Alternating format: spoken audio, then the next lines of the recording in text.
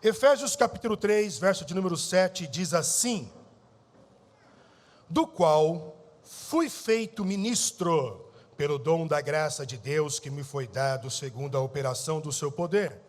A mim, o mínimo de todos os santos, me foi dada esta graça de anunciar entre os gentios, por meio do Evangelho, as riquezas incompreensíveis de Cristo, e demonstrar a todos qual seja a comunhão do mistério, que desde o século esteve oculto em Deus, que tudo criou por meio de Jesus Cristo, para que agora, pela igreja, a multissabedoria de Deus seja conhecida dos principados, potestades no céu, segundo o eterno propósito que fez Cristo Jesus, nosso Senhor, no qual temos ousadia e acesso com confiança pela nossa fé nele.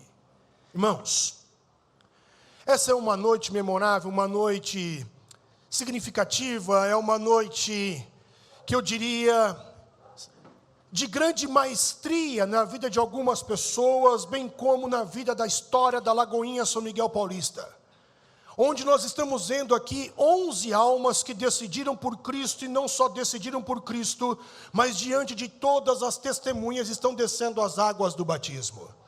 Isto é uma vitória para o mundo da atualidade. E não que as outras culturas, os outros tempos do cristianismo na sua história, e são mais de 2000 anos de história, não que os nossos irmãos do passado não tenham tido dificuldades, mas acredito que a nossa era, a nossa geração, é um resultado, uma consequência de tudo aquilo que aconteceu no decorrer da história. Tudo aquilo que aconteceu no decorrer da história culminou em nossa geração. Então nós temos um acúmulo de determinadas demandas. Então sim, não é fácil ser cristão, mas também não é fácil ser cristão em nossa era. Então quando eu olho para essas almas que estão descendo as águas do batismo, eu penso sim em prosperidade. Acerca da prosperidade, é algo que nós temos refletido aqui em nossa igreja. E pautado nesta síntese, pautado então neste resumo, pautado neste assunto sobre prosperidade e descer as águas do batismo, eu me perguntei durante a semana, como é que podemos quantificar a prosperidade, a riqueza de uma igreja? Como é que eu sei que uma igreja é rica? Como é que eu sei que uma igreja ela é próspera? E quando eu penso nessas perguntas para me indagar sobre o real conceito da prosperidade de uma igreja, eu me recordo da história de um fato que aconteceu com Tomás de Aquino, um dos maiores teólogos que já existiu. Tomás de Aquino, ele foi convidado pelo Papa no século de número 13, para tomar um chá, comer alguma coisa e conversar com o Papa. E ele vai. E quando ele chega lá no século de número 13, no Vaticano, em Roma, ele conversa com o Papa mostra a glória de Roma, a glória da igreja, a glória do Vaticano, a riqueza da igreja, o ouro, a prata, o rubi e todas as pedras preciosas para Tomás de Aquino. Quando eles chegam então na sala onde eles irão ali degustar alguma coisa, eles comem, sorriem, dão risada, falam sobre alguns assuntos, mas em um determinado momento o Papa vira para Tomás de Aquino e diz assim: olha, Tomás, a igreja não pode mais dizer que não tem ouro e prata. Tomás de Aquino estava ali degustando algo, terminou de engolir, respirou, e então respondeu: mas também a igreja não pode dizer, levanta e anda. Partindo desse conceito então de Tomás de Aquino, eu fico pensando na real riqueza da igreja. Como podemos quantificar a prosperidade de uma igreja? Como que uma igreja ela é rica? E baseado nesse conceito, então, e nessa história de Tomás de Aquino, eu entendo que existe algo intangível, que transcende a realidade da riqueza que você e eu, nós conhecemos. E quando olhamos para a igreja, acredito eu, que uma igreja rica não é aquela que tem grandes recursos financeiros. Acredito eu, que uma igreja próspera não é aquela que tem um grande salão com grande nível tecnológico, a começar do som ou do projetor e de tudo que há nela. Eu acho que o conceito de prosperidade para uma igreja rica não está baseado nisso.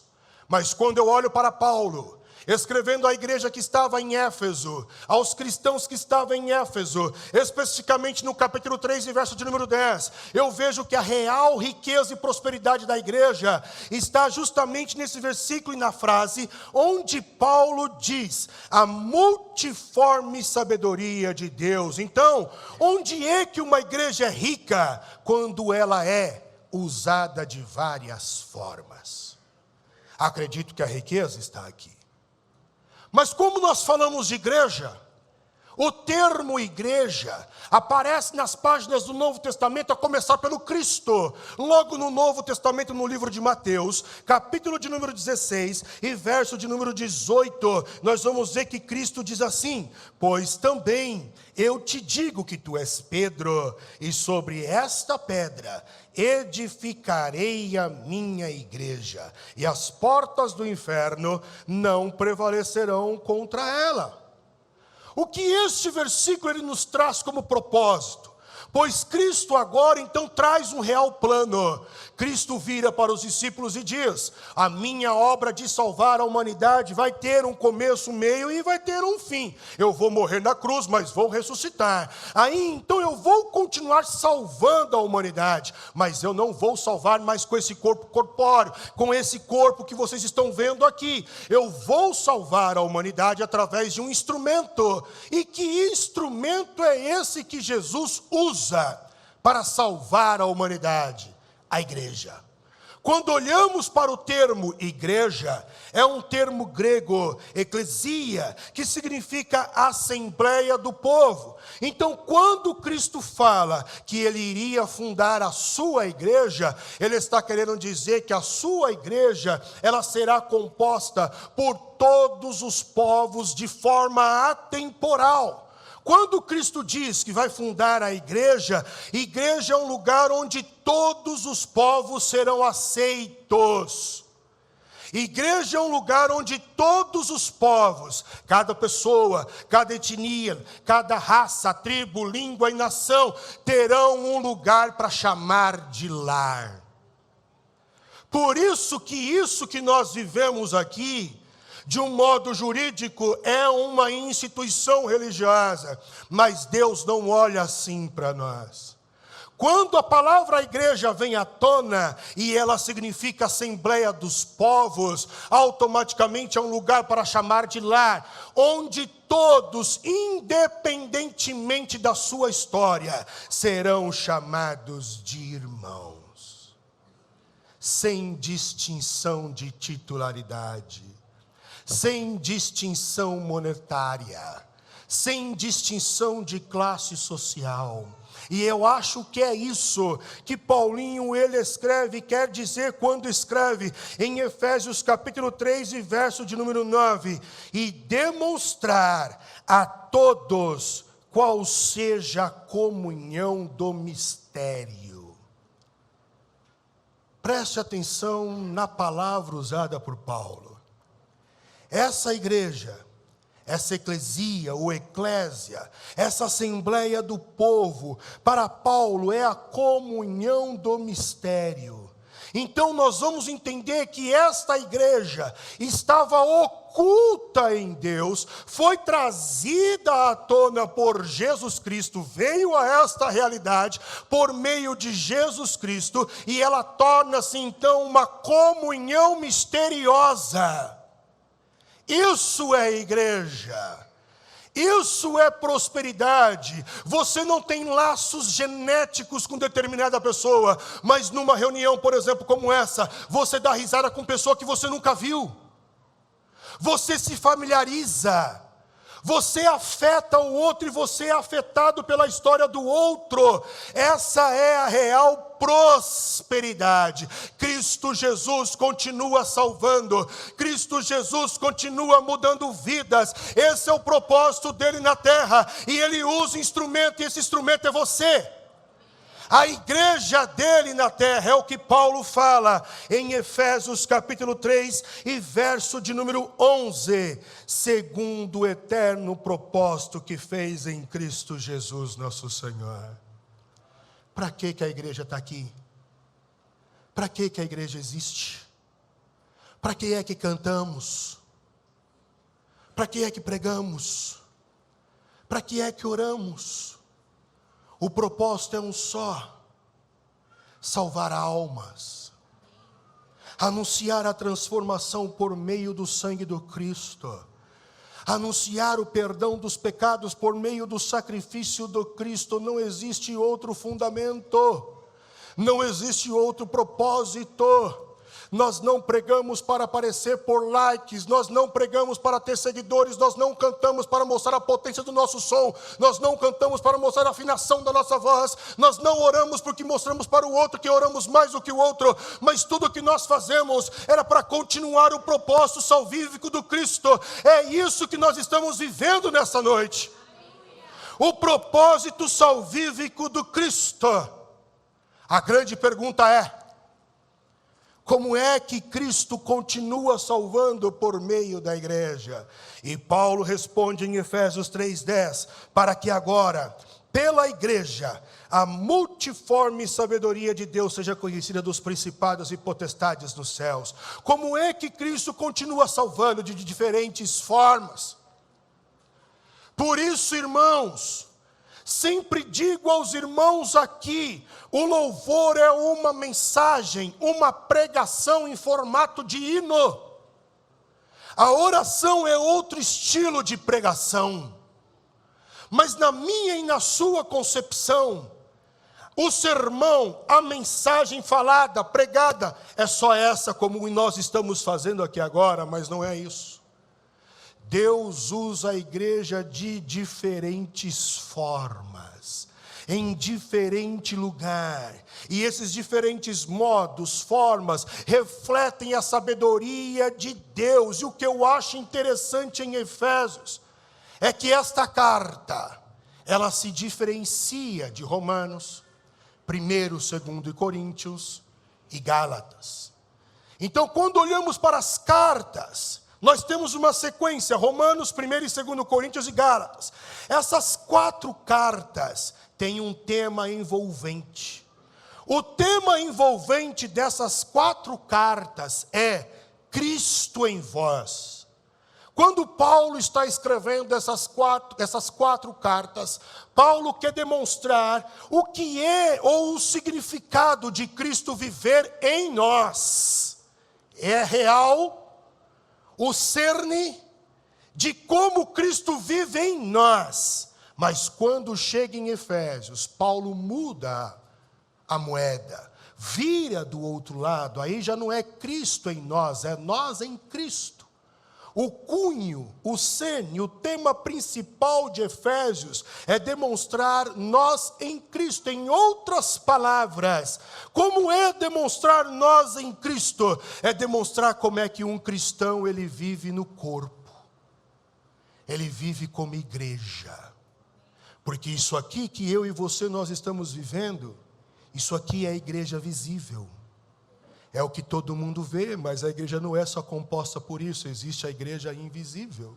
Por isso que no IBL News nós sempre estamos mostrando o que aconteceu nos bastidores. Nós continuamos sendo igreja quando essas portas não estão abertas. Nós continuamos levando a palavra de alguma maneira, de algum jeito, em algum departamento. Então, quando nós falamos de Efésios, o cunho, o cerne, o âmago do tema de Efésios é nós em Cristo. Como é que é viver como um corpo?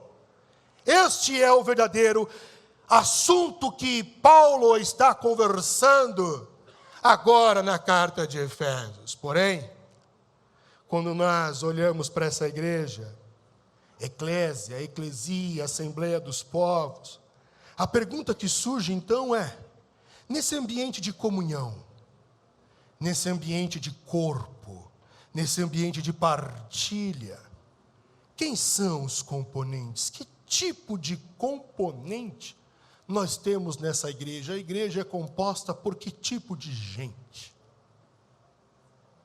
Gente pecadora. Gente da gente. Gente que tinha uma vida torta. Gente que estava carregado de culpa. Gente que carregava o peso do pecado. Gente que pensava mal, agia mal.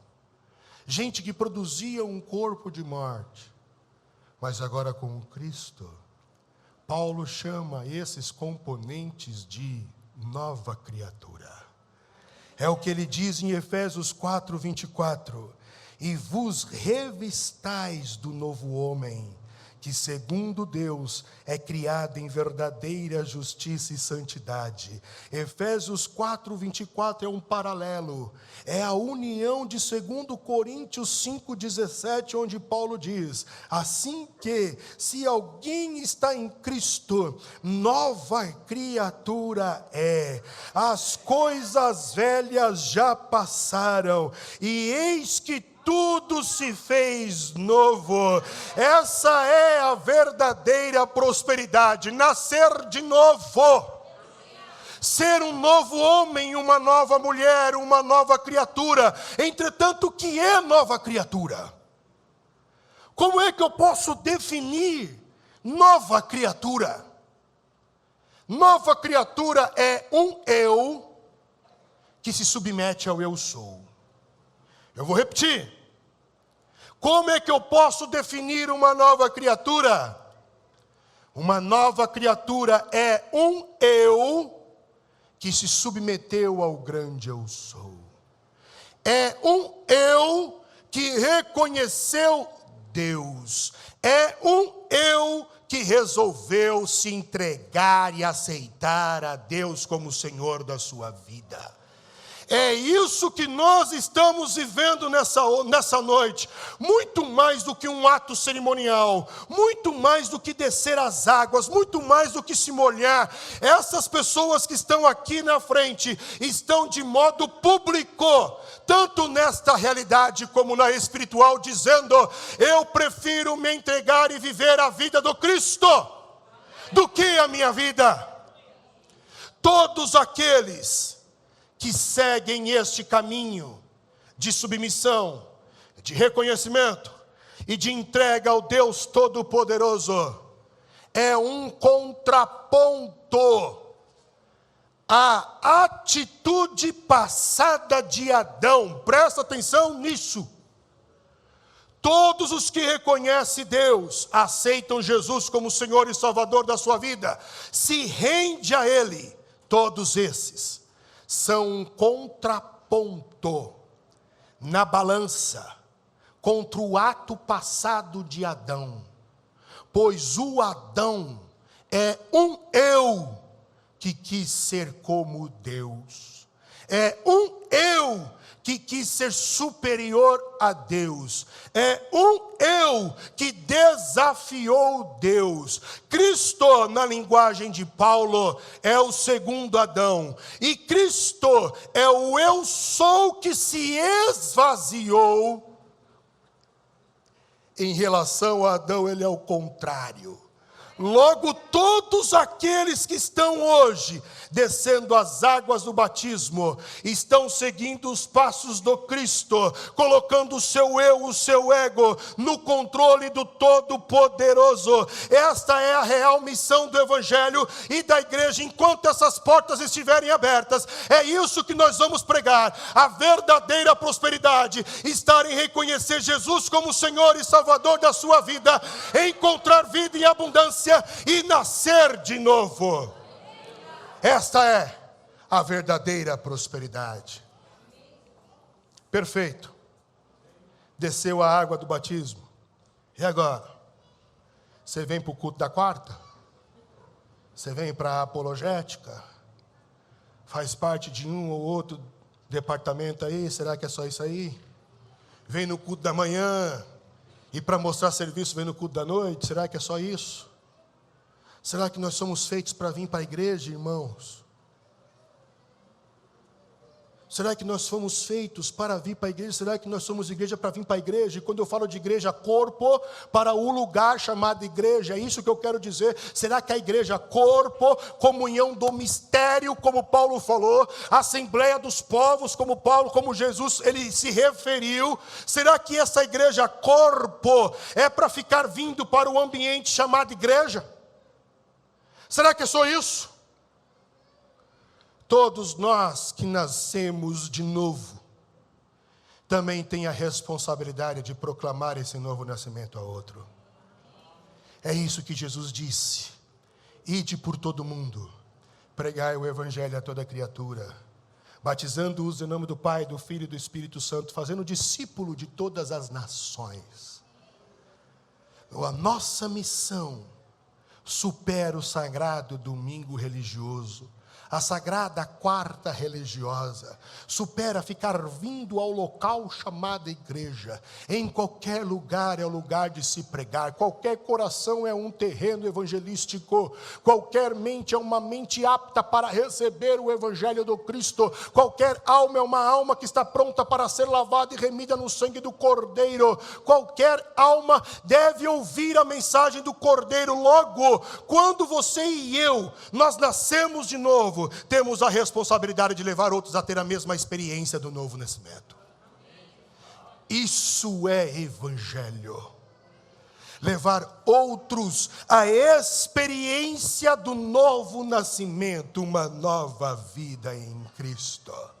E nisto consiste a prosperidade. Mas eu tenho uma notícia para vocês que vão se batizar. A notícia é que quando vocês tomam essa decisão de descer as águas do batismo, vocês serão conhecidos.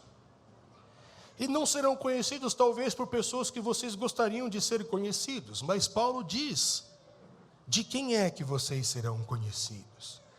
E Paulo escreve em Efésios 3:10, para que agora, pela igreja, essa congregação dos povos, a multiforme sabedoria de Deus, onde Deus realiza o seu propósito de salvar, sejam conhecidas dos principados e das potestades. Eu não sei se essa notícia é boa ou é ruim, porque é o capeta, o demônio, o diabo e todas as potestades demoníacas conhecem vocês muito bem. Entretanto, eu fico imaginando os diabos e os demônios aqui. Eu acredito que aqui estão, olhando cada um de vocês, porque estarmos aqui, acredito que não impede eles de entrar aqui. Jó deixa isso muito bem claro. Se ele se infiltrou no meio dos anjos, que dizer no meio de nós? Então, quando eu olho para vocês, eu tento imaginar a cabeça de um demônio olhando para o outro demônio e falando assim: perdemos mais alguns, nasceram de novo. Amém. Amém.